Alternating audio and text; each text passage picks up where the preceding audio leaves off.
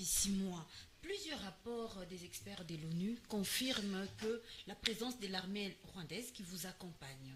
Alors, quels sont les accords que vous avez signés avec le Rwanda et qui va payer ce prix-là de cet accord que vous avez signé avec le Rwanda pour que l'armée rwandaise vous accompagne dans cette lutte? Moi, je vais vous poser aussi une question. Qui va payer la facture des forces de la SADC qui ont été ici chez nous? Qui va payer la facture des forces des Nations Unies qui sont restées ici chez nous pendant plus de 22 ans et qui n'ont rien fait? Qui va payer la facture des forces des mercenaires qu'on a envoyés, plus de 10 000 mercenaires à Goma, pour tout simplement tuer les Congolais? Qui va payer la facture des FDLR qui ont été accueillis ici chez nous, utilisés dans notre propre armée par M. Chilombo, et pour tuer des Congolais, pour créer l'insécurité qu'ils ont semée ici à l'est du pays? Qui va payer tout ça? Et donc, voyez, vous n'êtes pas accompagné par l'armée rwandaise? Je suis en train de terminer votre question. D'accord. En ce qui concerne l'armée rwandaise, moi je vais vous dire que ça c'est une vaste blague. C'est une vaste distraction. Chilombo qui a invité autant d'armées à l'est du pays pour tuer sa propre population et pour mener la guerre contre les pays voisins, il vous distrait avec ce qu'il appelle un ennemi commun qui s'appelle aujourd'hui le Rwanda. En fait, on crée un ennemi commun aux Congolais pour distraire les Congolais, pour justifier la débâcle sur le plan militaire. Écoutez, si Chilombo pensait que l'armée rwandaise était réellement sur le sol congolais, moi je vais vous poser la question. Pourquoi son armée, lorsque nous avons pris Goma, pourquoi son armée a fui vers le Rwanda? Si c'est le Rwanda qui était réellement sur le sol congolais, pourquoi l'armée congolaise, les FARDC, ont fui vers le Rwanda? Pourquoi ils nous ont fui, nous, qui sommes des Congolais, qui étions sur le sol congolais? Pourquoi ils ont refusé de venir et faire la reddition chez nous, mais ils ont préféré aller faire la reddition au Rwanda? Ils sont là dans des camps au Rwanda où ils sont gardés. Peut-être c'est question de confiance. Hein, justement, question de confiance. C'est humain. Je voulais vous entendre parler de ça. Ils ont confiance au Rwanda, mais ils n'ont pas confiance à l'armée congolaise qui est constituée par nous, qui sommes à Goma. Ils préfèrent aller au Rwanda. Ça signifie justement que ce n'est pas le Rwanda qui les combat au Congo. Que c'est plutôt nous, les Congolais, qui le combattons, mais ils entretiennent un discours contre le Rwanda, mais qu'en réalité, ils se sentent mis au Rwanda, ils se sentent bien protégés par le Rwanda. Donc voilà la réponse qu'on peut donner par rapport à cette question. Il n'y a pas de forces rwandaises sur notre sol. Ce que nous faisons, c'est une révolution des Congolais. Okay. Et nous n'avons pas commencé aujourd'hui. Et nous avons commencé il y a bien longtemps, depuis 2006. Nous sommes dans cette lutte pour pouvoir faire en sorte que la sécurité puisse revenir dans la partie est du pays. Et nous sommes suffisamment engagés là-dedans et nous allons faire en sorte que la sécurité puisse revenir. Tout ce que vous voyez ici, vous pouvez voir parmi nos soldats, il y a des Tutsis. On vous a montré à Kinshasa, on vous a dit que les Tutsis, ce ne sont pas des Congolais, que c'est des Rwandais. C'est tout à fait normal que quand vous voyez les Tutsis dans notre armée, vous dites que c'est des Rwandais. C'est comme ça que tout le monde a instrumentalisé cette question-là. Ils ont même mobilisé des jeunes Congolais dans ce qu'ils ont appelé des groupes armés, des groupes Ouazalendo, pour cibler les Tutsis, parce qu'on les présentait comme le mal du pays, comme des étrangers. Or, ces Tutsis-là, la plupart de leurs familles viennent de faire 30 ans dans des camps de réfugiés. Et le gouvernement congolais a refusé de les rapatrier au pays parce que, on les présente comme des étrangers. Donc aujourd'hui, ces gens-là, si nous ne faisons pas la lutte que nous faisons, ils vont devenir des apatrides. Et aujourd'hui même, ce n'est plus la question seulement des Tutsis. On commence à parler même tous les Baswahili. On dit les Baswahili, ce ne sont pas des Congolais. Eh bien, des Baswahili doivent être chassés de nos terres. Écoutez, le Congo nous a trouvés sur nos terres. Lorsqu'on a créé le Congo en 1885, avec la conférence de Berlin, nous étions sur nos sols. Vous, les Baswahili, vous étiez ici. Si le Congo ne veut plus de Baswahili, le Congo doit partir et nous laisser nos terres.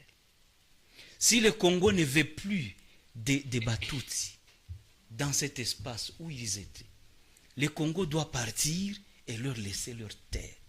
Donc il n'y a pas à réfléchir deux fois par rapport à de telles questions.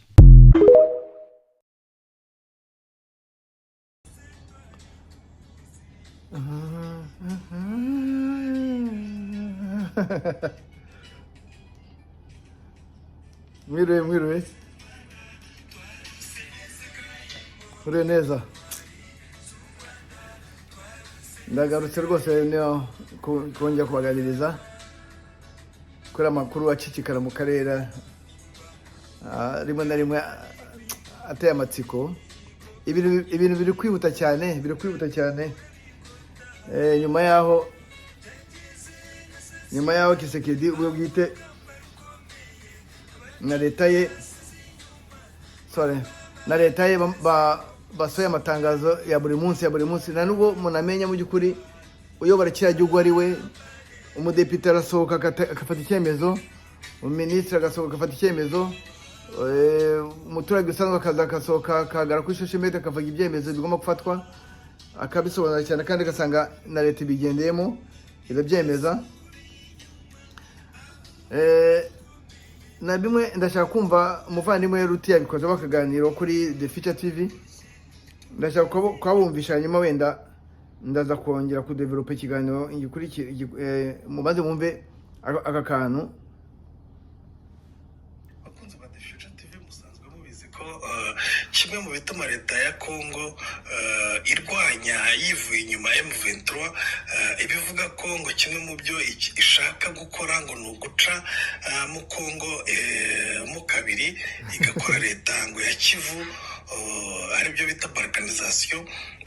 Akaba ariyo mpamvu leta ya Congo yahagurutse ikarwanya M23 yivuye inyuma, ariko nubwo iyi leta ya Congo ivuga ko yarwanyaga balkanisation, ariko ikigaragara ni uko ariyo itangiye kuyamamaza no kuyimakaza muri Congo, kuko urebye iyi baruwa umuyobozi ushinzwe ibijyanye no kugenzura imipaka yandikiye mugenzi we ukuriye ishami ry'icyo kigo muri teritwari ya Beni, yamwandikiye amusaba ko ibicuruzwa byose biturutse mu duce M23 yafashe ngo bigomba gufatwa nk'ibicuruzwa byambutse umupaka, bikaba ibicuruzwa bigomba kwishyura imisoro n'ibiki byose.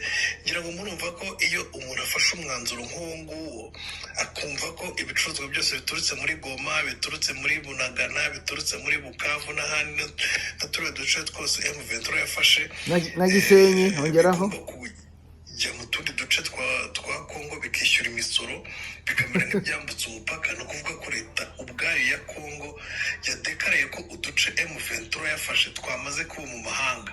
Ubwo umuntu yavuga ko ari indukoze balkanisation wa mbere.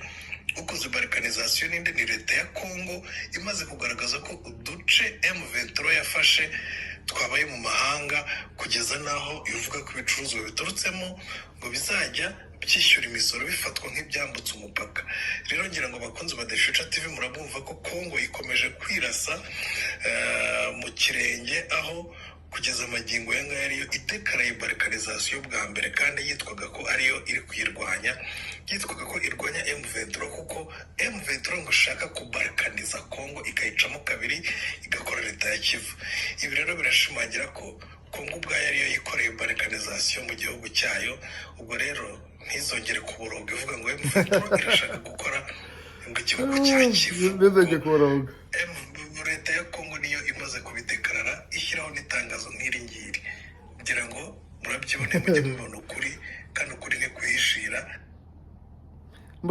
Murabyumvise.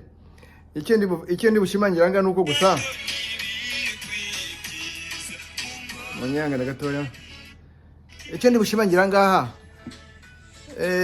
ntabwo mpamya ko wenda ari Kisekedi ngira ngo ni nk'umugabane ahaye abana b'Abakongo, abana b'Abanyekongo, abaye umugabane wabo nk'umubyeyi, nka Kisekedi nk'umubyeyi w'igihugu, ahaye Abakongomani bavuga ikinyarwanda mu bice byabo, ati ngaho ingarigari yanyu niyo ngiyo, umugabane ngo mbahaye mubeho ntimuzinanirwa kugiteza imbere, ni iwanyu, ntabwo muri abimukira, muri bakavuga kawungo gakondo kanyu nako ngaho. Rero n'abangaba bagiye n'abakisekedi ubona batwituye hejuru, batwikoreye, bagomba kuva ku giti dore umuntu bakamenya aho bagana. Rero nshimangira none kuko iyo tuvuga ibintu nk'ibi ngibi ntabwo ari kuba twifuza ngo byacitse, ariko ukuri kuri mu karere kugomba kuvuga uko kuri. Ninde wabonye ibitero by'indege, ibitero birenga ngo 12 13 bagabira abaturage b'umurenge?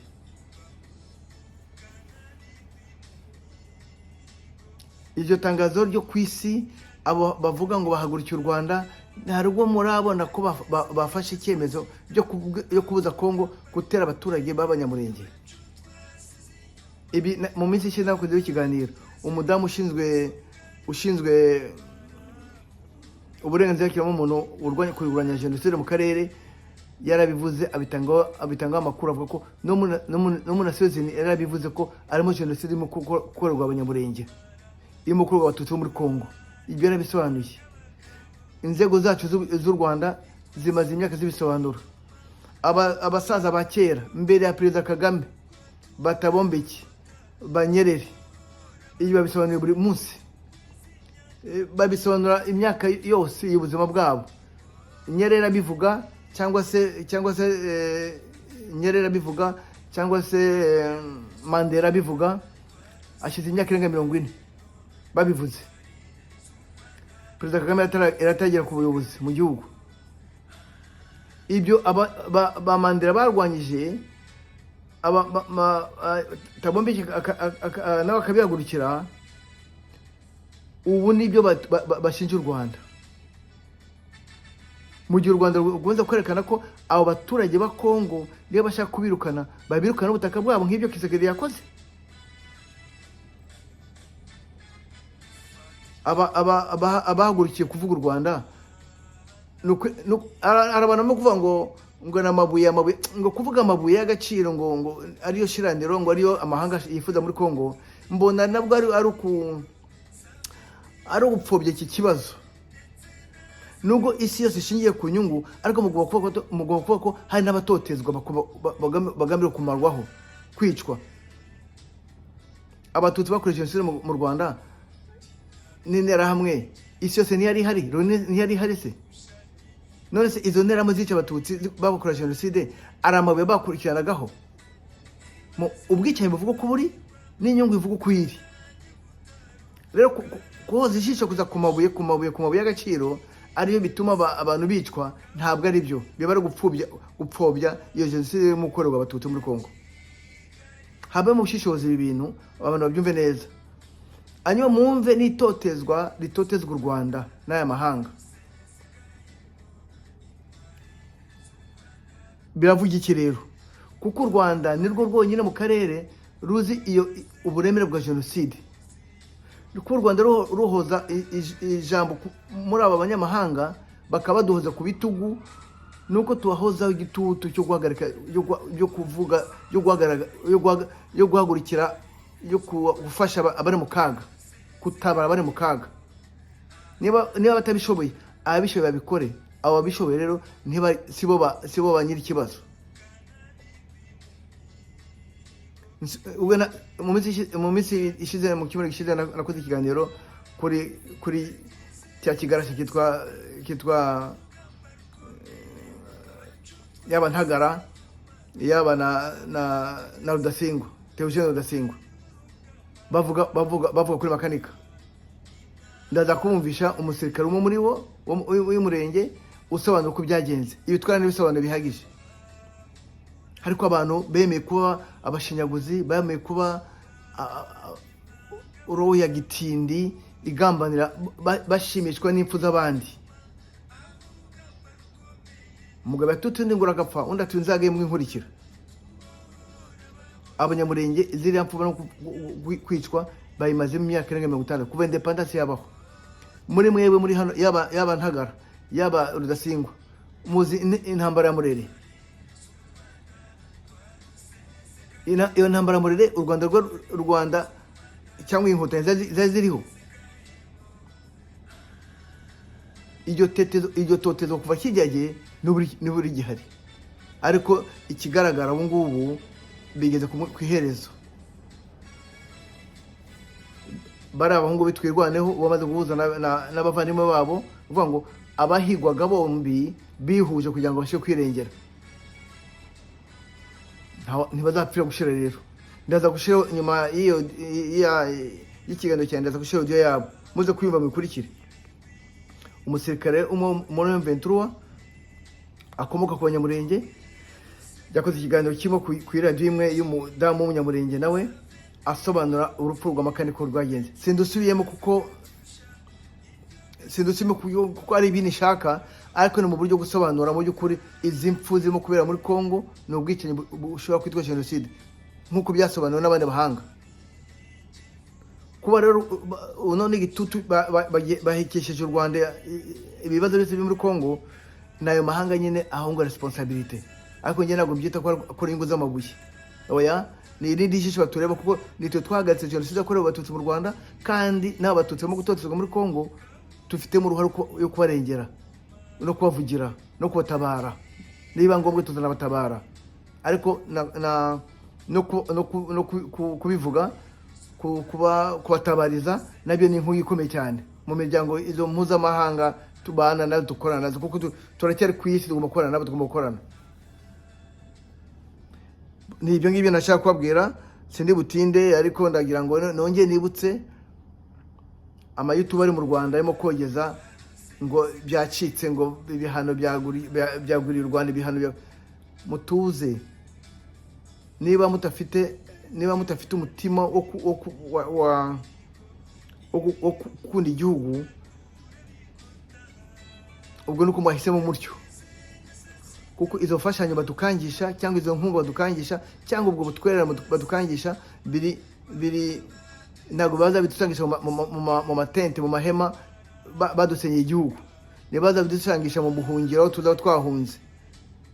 Mbere yo kugira ngo rero izo mfashanyo zabo badukangisha zibeho, tugomba kubanza kugira umutekano, tugomba kugira ubumwe bwacu, tugomba kubanza kumenya imipaka yacu ishingiye, tugomba kuza kumenya aho umwanzi aherereye, imigambi ye, niba ngombwa tumusangeyo nkuko n'abandi babikora. Ntawe uzaturindira igihugu ngo kuko atubikiye imfashanyo, kuko atubikiye inkunga. Iyo nkunga iza kuko twaganiriye, kuko dufite amahoro. Iyo nkunga iza kuko igihugu ituje.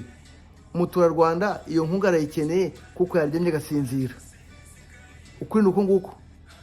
Rero za YouTube zo mu Rwanda zifite ijwi riremereye, kandi iryo jwi by'uko barihawe n'Abanyarwanda, kuko bafite ijwi ryiza, kuko bafite batanga ibiganiro byiza. Igihe cyo kuvugira n'Abanyarwanda ni iki ngiki, aho kogeza intambara gusa, kogeza ngo ibihano gusa ku Rwanda.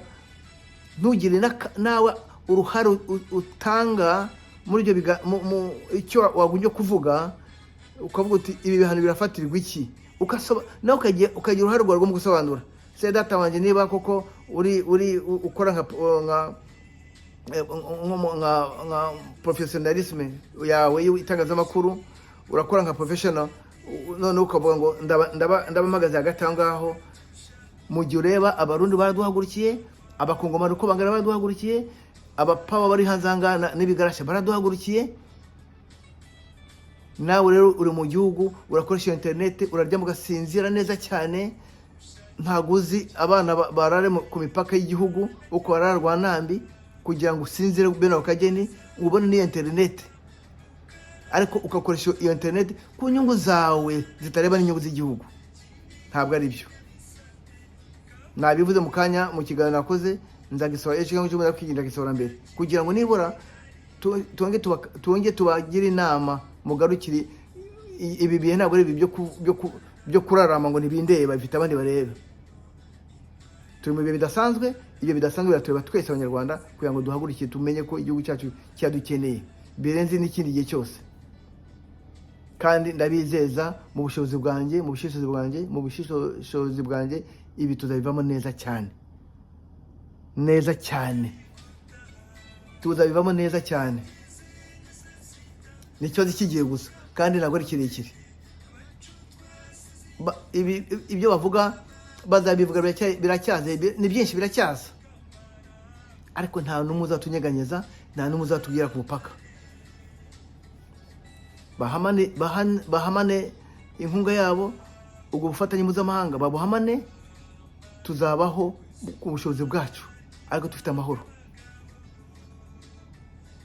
Sinzi ko twazagira amahirwe natwe tukajya za Kibumba mu nkambi za Tigitingi, ababirigi bakadusangishaho intwaro, hanyuma tukagira abaririmbyi nk'ababikira baririmba ngo zira nkotanyi barwigere barudusubize. Ishyaka rya Gikristo ry'ababirigi ryarabasuye ribagira n'inama uburyo bazahakana jenoside bamaze gusiga bakoze mu Rwanda, babagira inama n'uburyo bazaburana, babanafasha no kujya mu Burayi yongeye kugira ngo bashobore kubashyira mu kibaba cyabo. Twe nta mahirwe tuzagira ayo ngayo. Amahirwe yacu namwe ni ukurwanya ku gihugu cyacu tukakirengera ku neza yacu n'abuzukuru n'ubuvivure bwacu. Perezida Kagame yaravuze ngo ntago muri iki gihugu mu gihe hari nk'abacumbitsi, mu gihe hari nk'abene igihugu, mu gikorere nk'abazahaba ejo n'ejo bundi, n'abana banyu n'abuzukuru n'ubuvivure n'uruhererekane rw'abene igihugu. Kugira ngo rero tuzasiga uwo murage muzima w'ejo hazaza, nuko tugomba kurengera igihugu cyacu uyu munsi, tukikura agasuzuguro, tukikuraho abagambanyi. Nta munyarwanda n'isi umugambanyi. Abagambanyi nkunda kuvuga buri gihe niba ari batugambanira, bavuga ati u Rwanda mu rukande cyane, babivuga mu byumva mu YouTube zabo. Ahubwo YouTube zose zo mu gihugu murakora iki ngo mudufashe abantu? Murakora iki ngo mudufashe aba bantu? Kutangaza gusa ngo ari ibintu byafashwe, ngo ari ibintu byahagaritswe, muracyabivuga, biracyaza rwose, birahari. Bahagurutse nka 2012-2013 biradusize n'ibizadusiga, kandi ubu none bizadusiga none twembye birenze urugero, kuko n'abaturanyi bacu beza, ndavuga M23 na twirwaneho na AFC bazakontorera imipaka, Kisekedi ntazongeye kuhagera. Rero yavuze ko ibicuruzwa biva mu bice M23 yafashe bigomba gusoreshwa bya mirenge, kuko bituruka mu kindi gihugu cya Kivu. Ntabwo uri butinde nk'uko bisanzwe, nibyo rashatse kuvuga. Ngira inama abakoresha YouTube mu Rwanda uko bagomba kwitwara, so kubagira inama ibyo batabona, bamenye ko turi mu bihe bidasanzwe, igihugu kirabakeneye, ijwi rya birakenewe. Ucuruze views zawe, utange n'aya makuru, ariko unatange nawo igitekerezo cyawe, kuko ibi bintu biba bikwiye. Ese koko u Rwanda kukiruhagurikiwe bene akageni mu kibazo kirana ukabisobanura ntaho biyobewe. Simbigishe ko mugomba kwisobanura ko murabanga kundusha, mu bivuga ko mbisobanura, ariko kubaho kw'abanyarwanda no kujyana inama gusa kugira ngo twumve ko turi kumwe. Njya birumvikana cyane. Kandi nguko banyarwanda murakagira Imana.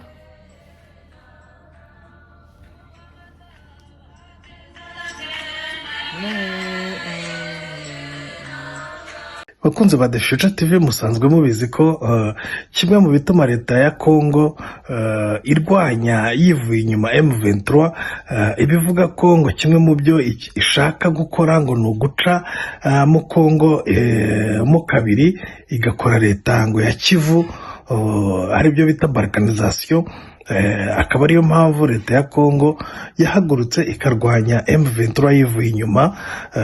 Ariko nubwo iyi leta ya Kongo ivuga ko yarwanyaga balkanization, ariko ikigaragara nuko ariyo itangiye kuyamamaza no kuyimakaza muri Kongo, kuko urebye iyi baruwa umuyobozi ushinzwe ibijyanye no kugenzura imipaka yandikiye mugenzi we ukuriye ishami ry'icyo kigo muri teritwari ya Beni, yamwandikiye amusaba ko ngo ibicuruzwa byose biturutse mu duce M23 yafashe ngo bigomba gufatwa nk'ibicuruzwa byambutse umupaka. Bikaba ibicuruzwa bigomba kwishyura imisoro n'ibiki byose. Ngira ngo murumva ko iyo umuntu afashe umwanzuro nk'uwo nguwo, akumva ko ibicuruzwa byose biturutse muri Goma, biturutse muri Bunagana, biturutse muri Bukavu n'ahandi n'uturere duce twose M23 yafashe, bigomba bijya mu tundi duce twa Kongo bikishyura imisoro bikamera nk'ibyambutse umupaka. No kuvuga ko leta ubwayo ya Kongo yadekaraye ko uduce M23 yafashe twamaze kuba mu mahanga. Ubwo umuntu yavuga ko ari indi ukoze balkanization wa mbere. Ukoze balkanization ninde? Ni leta ya Kongo imaze kugaragaza ko uduce M23 yafashe twabaye mu mahanga, kugeza naho ivuga ko ibicuruzwa biturutsemo ngo bizajya byishyura imisoro bifatwa nk'ibyambutse umupaka.